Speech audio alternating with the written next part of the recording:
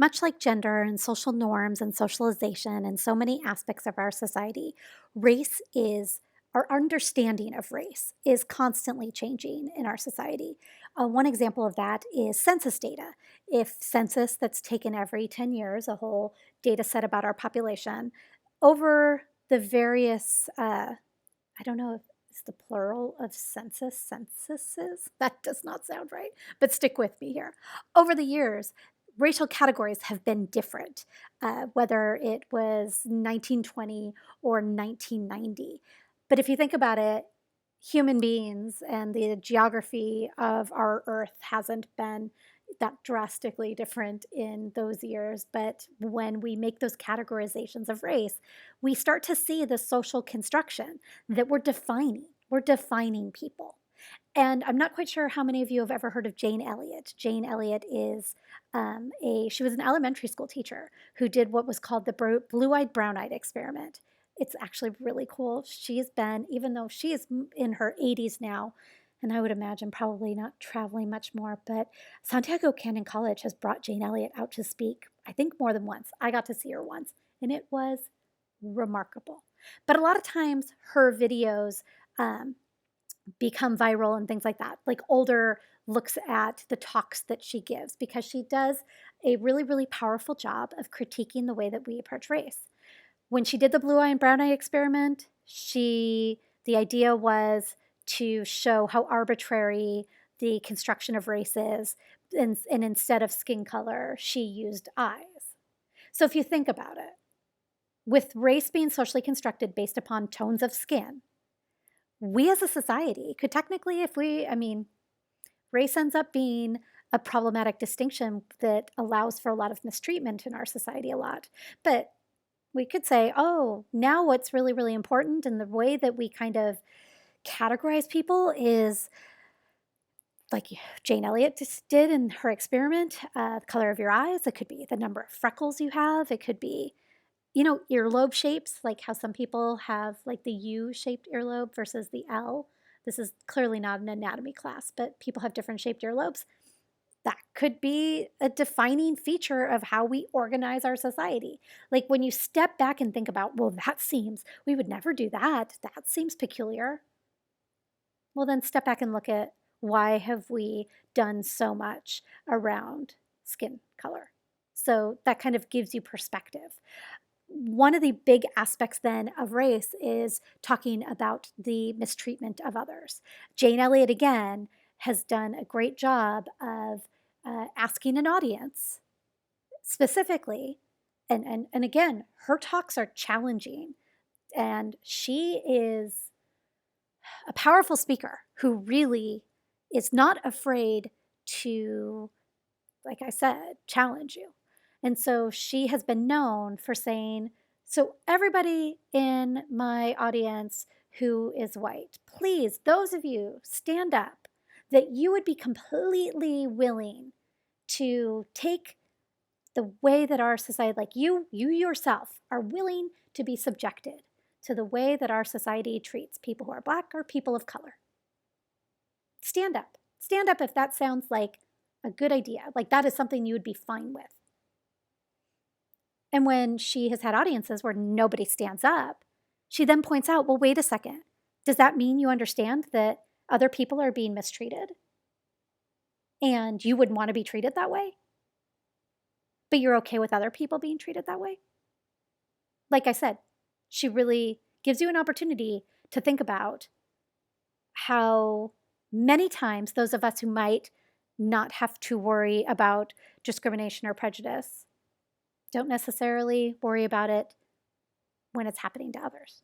So I just used two of the words that we're kind of headed towards, prejudice and discrimination.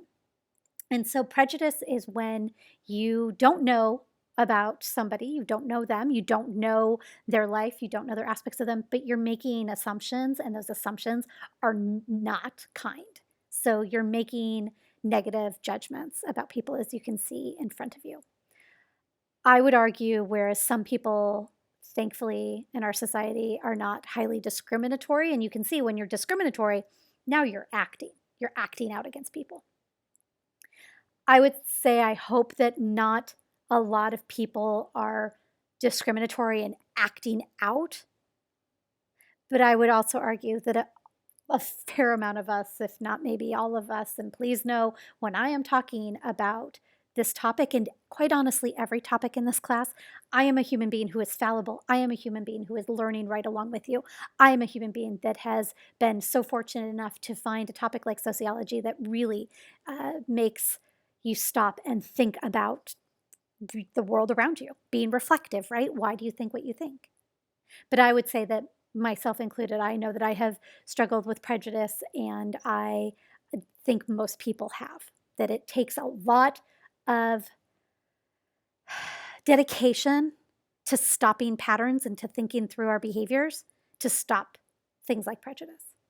Now, when I can say kind of idealistically, and I don't think that many people are discriminatory, some of you might be listening to this going, oh my gosh, yes, they are, because you experience it day in and day out. And maybe I'm not experiencing it by virtue of my racial background. And so I can kind of say this thing that is incredibly naive. Well, I don't think it happens that much because I don't see it. So to kind of think through the fact that, what do you see in society? And the things that you're like, well, does that really happen? Yeah, maybe it doesn't happen to you, but yeah, a lot of us happens. So something to kind of consider. When we talk about prejudice and discrimination, then when those, a lot of times, those kind of actions are done on a micro level, right? Those are social interaction based. That's just a few people. But when you look at the macro level, the institutions in our society, which is such a huge part of sociology, education, the government, the medical institution, the family, religion, when you talk about those large scale phenomenon, when you think about prejudice and discrimination, assumptions and judgments that are negative, and action and like cruel treatment, oppression is that on a large scale. That's when prejudice and discrimination has systemically become part of the institution itself. Again, for some of you, for some of us, no, that doesn't really happen. For others, absolutely, it's happening all of the time. If it's not happening to you, you might not see it. And if it is happening to you, you know how arbitrary and deeply unfair and hurtful it is. And so something to think about. So when we talk about prejudice and discrimination, that can be kind of on a small scale. When we talk about oppression, that can be on a larger scale.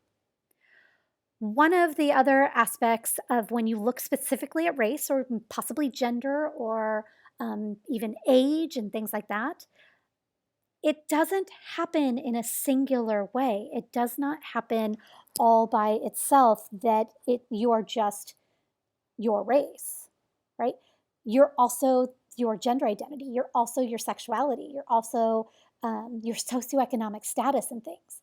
And so on the bottom of this slide, you can see a quote from Kimberly Crenshaw. Kimberly Crenshaw is one of the theorists that developed the concept of intersectionality. And it is just that. It is not just looking at race singularly, it is looking at the way that various identities intersect. When Kimberly Crenshaw was discussing intersectionality, that was within the legal system. It was actually a term that she developed to define oppressions that were happening in the legal system, the way that the legal system was treating race and not really looking at it in its entirety because it was not intersecting with other identities. Because sometimes that intersection of gender and race, or sexuality and race, or socioeconomic status and race, can create other oppressions, can create other prejudices or discrimination. And so that is something to kind of think through also, that when we talk about race, it's not just race alone that impacts people's lived experiences. It's the way that they operate with their other identities also. And sometimes that causes discrimination and prejudice, like I said, but other times it can create privilege. And so thinking through when those moments, if you're one of the people listening to this, much like if I were a student right now, I would be like, wait, what? What happens? There's the institutions, the medical institution, there's prejudice and discrimination built into it.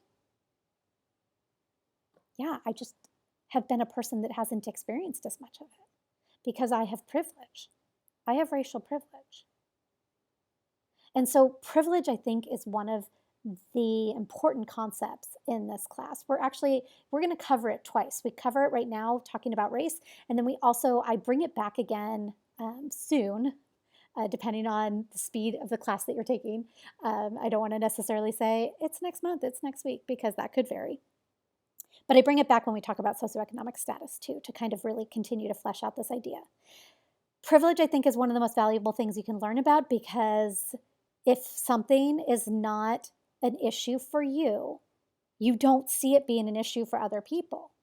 For instance, you can see, and granted we're talking about race this week, but you can see in that image that if you can use public restrooms without worry, you have cisgender privilege. Cisgender, and granted that's when we talk about gender, cisgender is when you fit into the binary and you're male-bodied and masculine, or you're female-bodied and feminine. You are comfortable being feminine and you have a female body, right? And so people that are cisgender, we can walk into public restrooms and we don't give them a second thought, because there's two choices for public bathrooms oftentimes. Nowadays, thankfully, there's a little bit more flexibility. There's family restrooms. Some college campuses, thankfully, have taken a look at the fact that there is diversity in gender identity and things like that. But by and large, our society, there's two choices. If that's something that you would be like, oh my goodness, I don't know what you would do if you are feminine bodied, but you are masculine, or vice versa, if you are male bodied and you are feminine. That never occurred to me that it would be such a problem to try and go to the bathroom safely. That's what we're talking about with privilege. So with race, when we're talking about, oh my goodness, discrimination, have I said oh my goodness or oh my gosh a lot? I'm glad I haven't said bad words. Sometimes I do that too much. So I guess I've been behaving.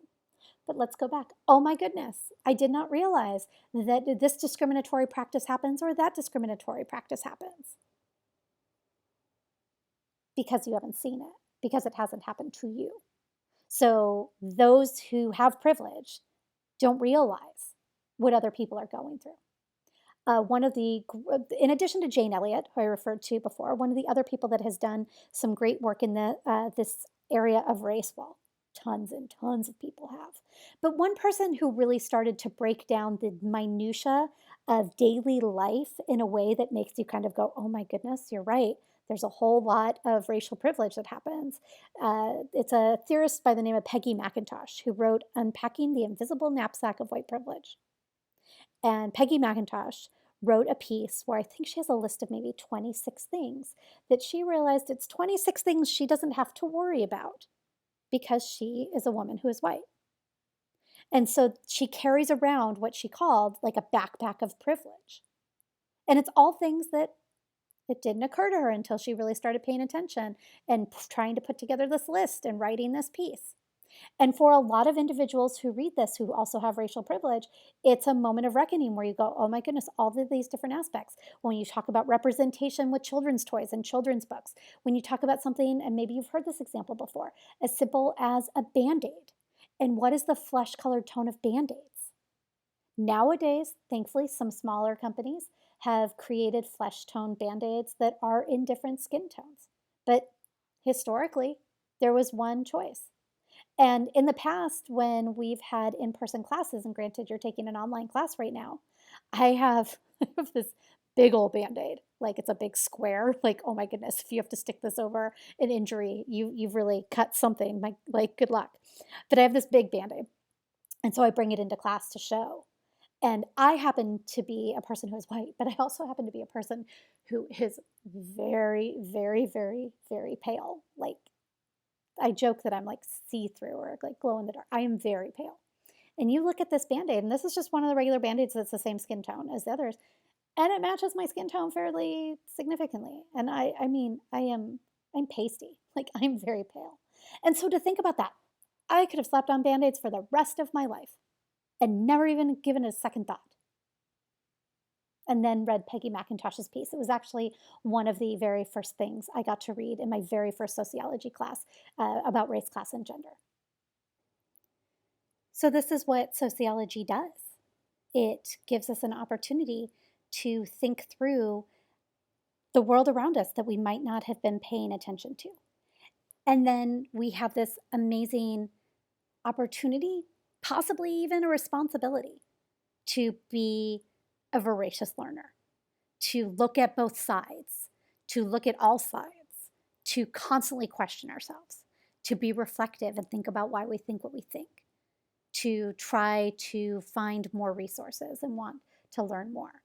So if you can see on the upper right hand, I'm very bad at left and right, the upper right hand corner, that image of 12 different book covers.